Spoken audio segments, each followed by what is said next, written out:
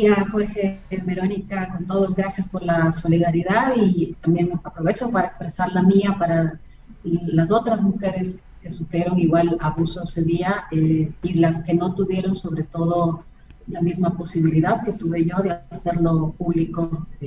Con ellas mi abrazo y mi solidaridad. Gracias. Paulina, entrando ya en materia, nos encontramos a pocos días de cumplir el primer año de mandato de Guillermo Lasso. ¿Cómo hacer un balance de las cifras justamente de calificación de la gestión que ahora Perfiles de Opinión está presentando? Bueno, el balance en términos generales es negativo, ¿no? No solamente por las cifras de aprobación a la gestión y credibilidad, sino fundamentalmente por las cifras del entorno, del estado de ánimo, de cómo se ha deteriorado la confianza en las instituciones, del profundo pesimismo que tiene la población. Entonces, si pasamos rápidamente revista por algunos de ellos, veremos por qué señalo esto de profundo deterioro. El caso del presidente de la República, la calificación a la gestión, en este mes el 31% aprueba su gestión, hay un descenso frente al mes pasado cuando era el 34%, y este deterioro se dio sobre todo en la ciudad de Quito, porque el mes pasado tenía el 41, ahora el 34%. En Guayaquil se ha mantenido estable en el 29%. Pero esto hay que mencionarlo porque recordemos que Quito se había constituido no solamente desde la elección, sino durante los primeros meses de mandato en la trinchera o en el reducto del gobierno del presidente Lasso. En términos de credibilidad, ahora mismo solamente el 21% cree en Guillermo Lasso, 74% no, y hay un 5% restante que no responde. Y acá también vemos el descenso, sobre todo en la ciudad de Quito. El mes pasado le creía el 32%, ahora el 22%. En Guayaquil se mantiene con el mismo porcentaje del 21%. Estos son los dos indicadores para hablar de la gestión del presidente Lasso. Yo diría que el más sensible siempre es el de la credibilidad, porque no evalúa al conjunto, sino que además significa el capital político individual, personal que tiene el mandatario. Y hay que considerar además el deterioro en el tiempo, porque si pensamos que el presidente Lasso arranca su gestión con el 68% de credibilidad, y ahora mismo solamente el 21%, es una pérdida de más de 20 puntos en este indicador. Estos datos se establecieron con corte de análisis en el mes, los últimos que se está presentando desde Perfiles de Opinión con el mes de abril. Estos, sí, valga la pena para mencionar la fecha técnica, es una encuesta levantada en las ciudades de Quito, Guayaquil, una muestra de 617 encuestas. Y lo trabajamos entre el 22 y el 25 de abril. Las cifras que mencioné siempre tienen un margen de error de más o menos 4.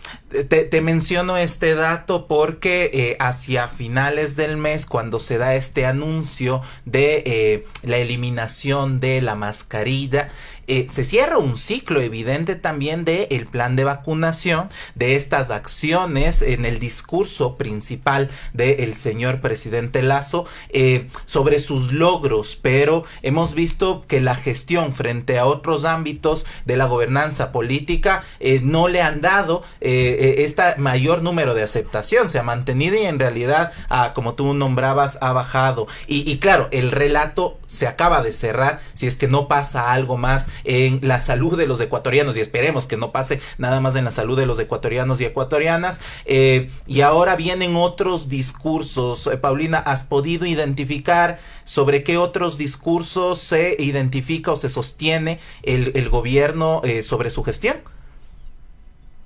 El cierre del ciclo de la promesa y de la ejecución de la vacunación terminó hace tiempo. Quiero decir que hace tiempo en el sentido de que la población estuvo reconocida con el plan eficiente de vacunación, pero esto sucedió ya mucho tiempo atrás. No es que la población ahora no sienta cierto alivio con el retiro de la mascarilla, pero hay algunas cosas que señalar. Por un lado, llega un momento en el que anuncia el retiro de la mascarilla con tan baja credibilidad que habremos mirado todos que incluso la población se siente algo escéptica respecto a retirar o no la mascarilla, respecto a si esto era una oportunidad política o una medida sanitaria. Eso es lo uno. Lo segundo, el presidente de la República, hasta este día martes, en su intervención con medios de comunicación, la nombra como su principal obra. Yo diría que la población está leyéndola como una única acción, no una obra, como una única acción, y que no puede reconocer ninguna otra obra, ninguna otra acción, ninguna otra política.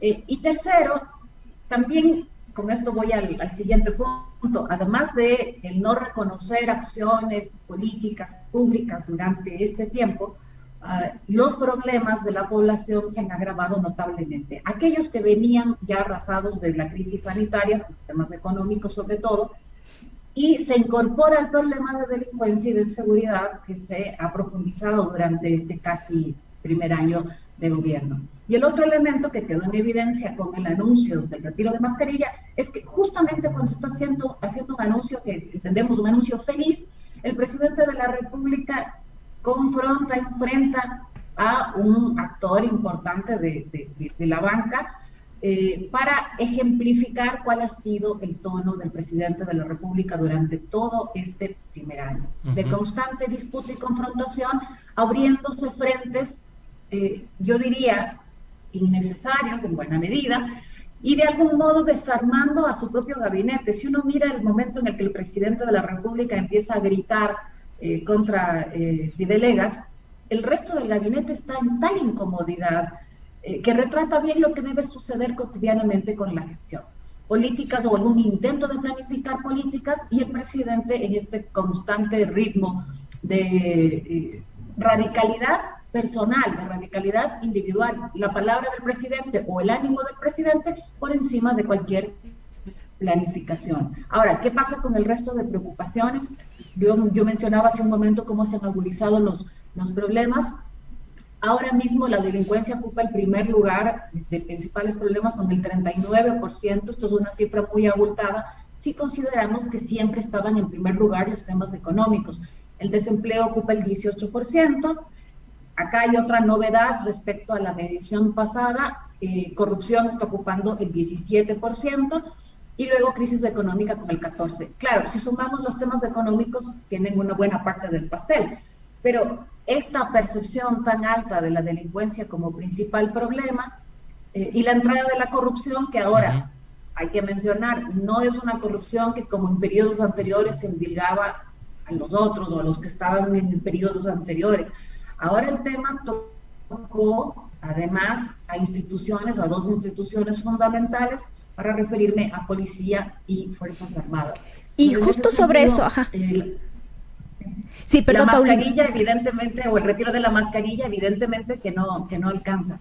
Y justo sobre, Paulina, sobre las aceptaciones de la policía y de las Fuerzas Armadas, queríamos preguntarle, hemos visto en estos últimos días escándalos, lo que tiene que ver con las famosas captadoras de dinero que involucró a la policía, además de crímenes que también estuvieron involucrados la policía, temas de narcotráfico. ¿Cómo la gente ahorita está calificando estas dos instituciones? Son dos momentos muy sensibles, muy preocupantes que se han encontrado. Una crisis ya de confianza institucional que viene de un periodo de 5 años. Esto no sucede solamente en estos últimos meses. Este deterioro lo hemos visto ya desde el periodo del expresidente Moreno. Entonces, ahora mismo la policía tiene solamente el 22% de confianza. Pensemos que cuando arrancó el periodo de gobierno actual tenía el 32%, una pérdida de 10 puntos entre mayo de 2021 y casi mayo de 2022. Entre quienes califican negativamente, entre quienes no confían en la policía, a ellos les preguntamos por qué no confían en la policía. 55% de ellos nos dicen porque hay corrupción. Luego hay menciones del 10% de que no cumplen su labor eficientemente, 9% porque forman parte de bandas delincuenciales. Esto claramente nos está hablando del efecto que ha tenido los casos que hemos visto en los días o los meses anteriores, las pirámides de captación de dinero, en fin. En el caso de Fuerzas Armadas, lo mismo. Está en este momento de lo que nosotros llevamos registrando en el momento más bajo de confianza. Solo la cuarta parte confía en las Fuerzas Armadas. El mes pasado era el 34%, y nuevamente si leemos en el ciclo completo de este año, Era el 46% el que confiaba en mayo de 2021 en Fuerzas Armadas y ahora esta cuarta parte que he mencionado. Dos instituciones entonces que han sufrido el deterioro profundo en términos de confianza, y esto complica mucho la situación porque son ahora mismo las instituciones que están al frente de combatir, de solucionar el problema de delincuencia. El presidente, a propósito de que nombra en estado de excepción a varias provincias, pone a Fuerzas Armadas y a Policía al frente, bueno, está poniendo al frente dos instituciones que, junto con el gobierno nacional, han sufrido tremendo desgaste de confianza. ¿Cómo se va a suplir esto? Esa es la pregunta. De acuerdo, y justamente cuando se establecen estas acciones concretas sobre frenar la delincuencia, establecer acciones de seguridad, está mermada entonces la credibilidad, o al menos la percepción que se tiene de las instituciones, tanto de la Policía Nacional como del Ejército. Yo quisiera, Paulina, regresar justamente, y vamos a poner en pantalla el cuadro de aceptación de la gestión del presidente Guillermo Lasso, el que publica Perfiles de Opinión. 48% con el que llegaría incluso a este 24 de mayo, porque las cifras son recientes, le alcanza al presidente Guillermo Lasso para este probable llamado a consulta popular, porque nuevamente, y es lo que siempre se comenta, la aceptación del presidente se manda a referéndum cuando se establecen estas acciones de consulta popular, o al contrario, este 48.43% de calificación de la gestión como mala le alcanza a aquellas voces que hablan de iniciar una revocatoria de mandato, porque aquí se establecería una balanza, establecer llamado de consulta popular por parte del gobierno de Guillermo Lasso, o quienes hacen oposición, establecer ya que esto les da el año del mandato del presidente, una revocatoria del mandato. Bueno, ahí hay que analizar algunas cosas, ¿no? Para empezar, la lectura del indicador de promoción a la gestión siempre tiene que acumular el mala más muy mala. En ese sentido, es el 63% el que la está calificando negativamente. Y habíamos dicho que el indicador que mejor revela el capital político de un gobierno o de un mandatario es la credibilidad. Incluso podemos hablar de la credibilidad como el mejor predictor de voto. Cuando nosotros estamos haciendo trabajo en campañas electorales, la evolución de la credibilidad del candidato normalmente es la que mejor nos indica con qué salud va a llegar este candidato a un proceso electoral. Entonces, dicho esto, si vemos que un presidente de la República ha perdido 40 puntos en credibilidad en el lapso de un año, es de esperar entonces que no tenga las mejores condiciones para hacerle frente a una consulta popular. Depende, claro, después de los temas que incorpore para que pueda generar un mejor arrastre. Pero hay un tema que es fundamental, no solamente el de la confianza y la credibilidad de quien propone la consulta, porque se convierte en un tema plebiscitario, sino en quienes acompañan esto, en quienes acompañan y en quienes le hacen resistencia a esto. Pensemos que en la consulta del expresidente Moreno, pues la gran mayoría de actores políticos, de actores mediáticos, de actores empresariales, estaban muy entusiasmados con esta consulta. A mí me parece que por las condiciones y la situación, esta radicalidad individual del presidente de la República de confrontar cada semana con 2, 3 actores, esto lo lleva a una profunda soledad. Las fuerzas políticas que antes estaban acompañándole en el legislativo, para decir Pachacuti, Izquierda Democrática, se han distanciado. Los actores políticos que le acompañaron en la papeleta, ahora no solamente que están distantes, sino que es una ruptura tal que mutuamente se descalifican. Se pelea con gente de la banca, se ha peleado también con los medios de comunicación. La pregunta es entonces, ¿quién lo va a acompañar en esta cruzada de la consulta popular? Y los actores, los que en este momento están en la oposición, yo creo que le pondrán incluso más énfasis todavía en pedir a la población que le diga que no a este gobierno. Si es que llega a coincidir con las seccionales, con mayor razón, porque es más fácil si tú haces campaña de oposición, decir en un solo mensaje, dile no al gobierno en la consulta, dile no al gobierno en las propuestas, en sus candidaturas para las seccionales. De acuerdo, y además en este 24 de mayo, o en este mes de mayo, se establece también el año de gestión de la Asamblea Nacional. Pedimos desde Controles, veamos, tampoco le va tan bien a la Asamblea Nacional la calificación a la gestión, que sumaría entre mala y muy mala más del 80%, el 80%, y en este contexto también de la conformación de esta comisión de calificación sobre la gestión de la presidenta de la Asamblea Nacional. ¿Qué nos puedes decir, Paulina, justamente sobre la calificación a la gestión de la Asamblea Nacional? Sí, un deterioro igual de sostenido y constante que la que ha tenido el Ejecutivo. Ahora mismo solo el 11% aprueba la gestión de la Asamblea. Si pensamos que entró en julio tenía el 33%, también es un deterioro pronunciado. Y si pensamos en la presidenta de la Asamblea, que ahora mismo está siendo evaluada, ella tiene solamente el 10% de aprobación a la gestión. Arrancó con el 35 y ahora solamente este 10, que difícilmente le puede ser un buen capital como para aguantar este momento, que ya es muy prolongado, porque además lo que hemos visto es más de un mes de suspenso en la Asamblea, en la que está en tensión las distintas fuerzas y la presidenta Yori casi agarrándose del cargo. No tiene en este momento apoyo en el legislativo, por la situación incluso con la propia fuerza con la que llegó a la Asamblea, y tampoco la aprobación de la población, porque tiene solamente el 10% de calificación positiva. Ahora, Paulina, también otro tema que a la gente siempre le interesa saber es qué va a pasar con las elecciones seccionales. Tenemos 2 alcaldías con, digamos, una calificación en la gestión bastante separada, bastante pronunciada ahí, pero además cómo los partidos políticos están llegando con su calificación, con su popularidad a las elecciones seccionales.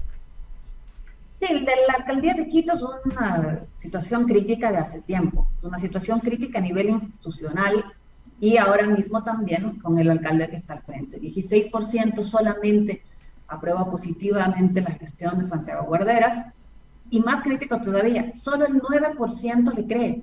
Estamos pensando, el 85% de los quiteños no creen su alcalde, hay un 7% que no responde a esta pregunta. En el caso de la alcaldía de Guayaquil, Cintia Viteri tiene el 64% de aprobación a la gestión, muy distinta a la de Quito, y en términos de credibilidad tiene la mitad de la población cree en ella. Ha habido un deterioro en la credibilidad respecto a hace un año, cuando tenía el 64%, pero llega en mejor situación, notablemente mejor situación, que el alcalde de Quito, Santiago Guarderas. Respecto a los partidos políticos, hay dos indicadores a mencionar. Si pensamos, por ejemplo, que ahora mismo el 85% en Quito, Guayaquil, dice que no simpatiza con ningún partido político. Esto no significa que no vayan a votar en las seccionales, pero sí llega las organizaciones políticas en general con una situación de afectación, que es parte de este declive en la confianza institucional. Luego, el partido más mencionado, como aquel con el que simpatizan, es UNES o Revolución Ciudadana, porque lo llaman indistintamente, con el 7%, luego el Partido Social Cristiano con el 3%, igual Creo con el 3%, y Pachacuti, que es mencionado por el 1%, Izquierda Democrática por 0.5%. Insisto, esto no significa intención de voto, esto significa que el porcentaje de la población se declara como afín o simpatizante con algunas de estas organizaciones políticas. Ahora, en esta recta final, y no sé si es que se lo han preguntado, a mí me parece una pregunta pertinente, que la ciudadanía, saber si la ciudadanía identifica quién conforma la oposición al gobierno del presidente Guillermo Lasso. Y digo por esto justamente por los movimientos que han existido en los acuerdos políticos, y esto lo hemos analizado en otras entrevistas, la capacidad de gestión política del señor Guillermo Lasso ha establecido que se establezcan mayorías móviles en la Asamblea Nacional, pactos, acuerdos, la tendencia de centro-izquierda la vemos justamente en disputas internas. El fin de semana acudíamos a unas elecciones de una nueva directiva de la izquierda democrática, vemos una nueva conformación de la bancada y de la coordinación de la bancada de Pachacuti, en fin, hay una percepción concreta sobre quién es la oposición al gobierno del presidente Guillermo Lasso.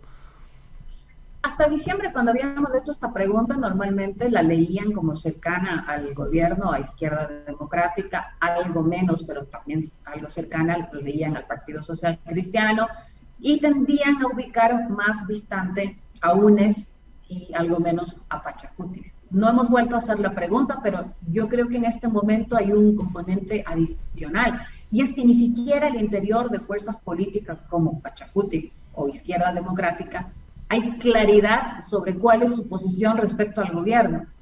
Se llama rebeldes aquellos que se distancian de una línea central, y esta línea central deja ver algunas cercanías con el gobierno, para referirme a Pachacuti, que en Izquierda Democrática, ayer veíamos una toma, además portentosa, por decirlo de algún modo, de la presidenta Yori sentada solamente con una miembro del CAL, precisamente de Izquierda Democrática. Yo creo que ni siquiera al interior de las organizaciones políticas esto está claro. Cuál es su posición respecto al gobierno. En el caso de UNES, también este momento crítico que hubo el año pasado, cuando gracias a la abstención se aprobó la reforma tributaria. Creo que esto es parte del balance político que hay que hacer de este año, lo erráticas que han sido las fuerzas políticas para ubicarse cerca, distante definitivamente en torno al gobierno, y sobre todo si es que es una posición de oposición programática y de disputa del proyecto, o es una posición de negociación, de votación, de acuerdo a cómo tienen la operación o cuáles son las prioridades respecto a la situación, de quienes están en sus directivas, de quienes están en sus filas. Por eso es que para la población ahora mismo va a ser difícil hacer esta lectura, si ni siquiera dentro de las fuerzas está claro. Claro, y en un año preelectoral, además que se vuelve bastante crítico también para la agenda o para aquellos proyectos que quieren llegar a las elecciones justamente, que ya se van como conformando, pero todavía no encontramos justamente esa solidez programática o que le quieran ofrecer a cada uno de los territorios. Estimada Paulina, te agradecemos por esta conversación. De hecho, la abogada Silvia Bonida en la transmisión nos pregunta dónde pueden encontrar estos datos. Los pueden encontrar en la página web de Perfiles de Opinión, perfilesdeopinión.com, en donde han hecho públicos estas cifras del mes. Te agradecemos, Paulina.